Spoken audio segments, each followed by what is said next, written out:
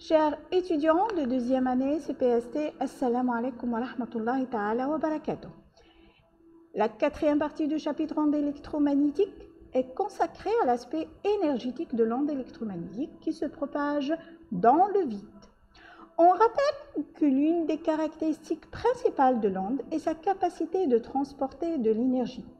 Cette énergie peut être sous forme d'un rayonnement lumineux transportant de la chaleur, tel que le rayonnement solaire, les lasers, ou sous forme d'une information, un son, une image transférée par les ondes radio, les ondes Wi-Fi et les guides d'onde. On va présenter l'aspect énergétique de l'onde électromagnétique à travers plusieurs grandeurs physiques. La première grandeur énergétique, c'est la densité volumique d'énergie. C'est une énergie par unité de volume. La densité volumique d'énergie associée au champ électromagnétique d'une onde s'écrit UEM, la densité électromagnétique, égale la densité électrique plus la densité magnétique, égale 1/2 de epsilon 0 E carré, la densité volumique d'énergie électrique, plus 1/2 de mu0 B carré, la densité volumique d'énergie magnétique, avec B égale à E sur C, dans le cas d'une onde plane progressive monochromatique qui se propage dans les vides. En remplaçant B, on trouve que la densité volumique d'énergie égale à epsilon 0 E carré. Et on remarque qu'il y a une équipartition de l'énergie entre la forme électrique et la forme magnétique. Alors, la densité énergétique électrique égale 1/2 epsilon 0 E carré et la densité d'énergie magnétique égale 1/2 de epsilon 0 E carré. La deuxième grandeur énergétique est le vecteur de Poynting. C'est la grandeur la plus importante et la plus utilisée pour décrire l'aspect énergétique de l'onde électromagnétique. Ce vecteur est analogue à un courant. Il représente une densité volumique de courant ou de flux d'énergie électromagnétique.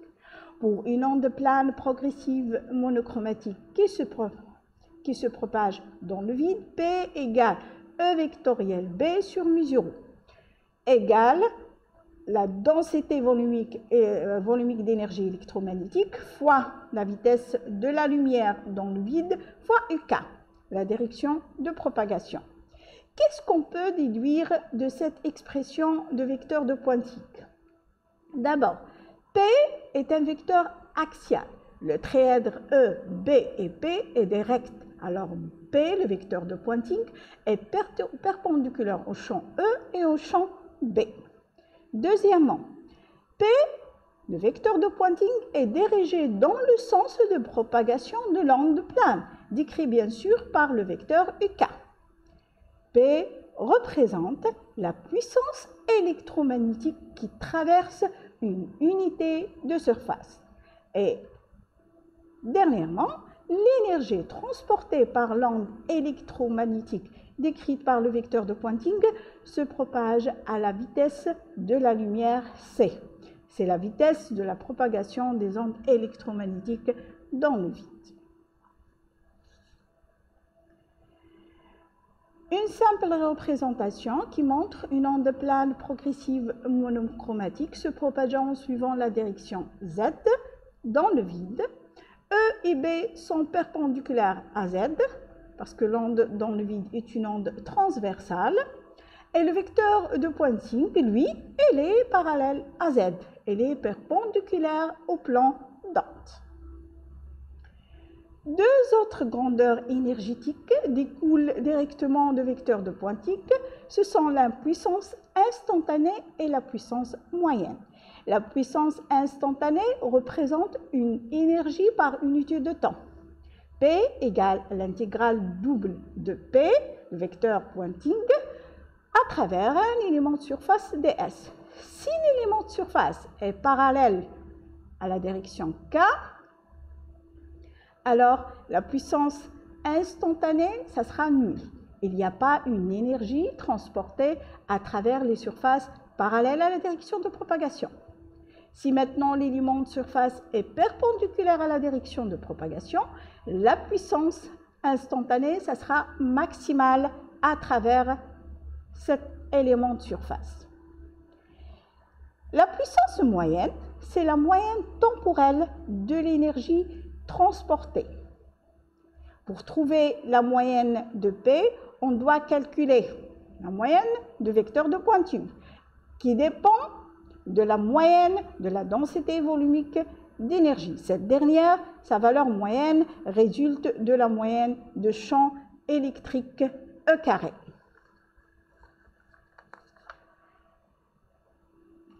Il est important de noter que E carré est une grandeur quadratique. Il est donc nécessaire d'utiliser la représentation réelle et pas la représentation complexe pour calculer le champ, ou plutôt le vecteur de pointure. Ça apparaît aussi lors du calcul le terme de la valeur moyenne de cosinus carré, ou sinus carré, qui égale à 1 sur 2.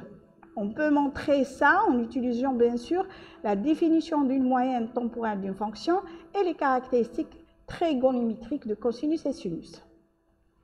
La dernière grandeur énergétique, c'est l'intensité, qui représente une énergie électromagnétique moyenne traversant par unité de temps une surface unité perpendiculaire à la direction de propagation. C'est donc une mesure directe de la puissance. I dépend lui aussi de vecteur de Poynting et il égale la moyenne de le module de vecteur de Poynting. Les ondes électromagnétiques monochromatiques, caractérisées par une pulsation oméga, sont classées selon leur fréquence ou leur longueur d'onde. Plus la fréquence de l'onde est élevée, plus l'onde est énergétique. Les ondes les plus énergétiques, c'est les ondes produites par les désintégrations de certains éléments radioactifs. Ce sont des ondes dangereuses, les ondes gamma par exemple. Ensuite, il vient les rayons X pour des fréquences supérieures à 10 à la puissance 18 Hz.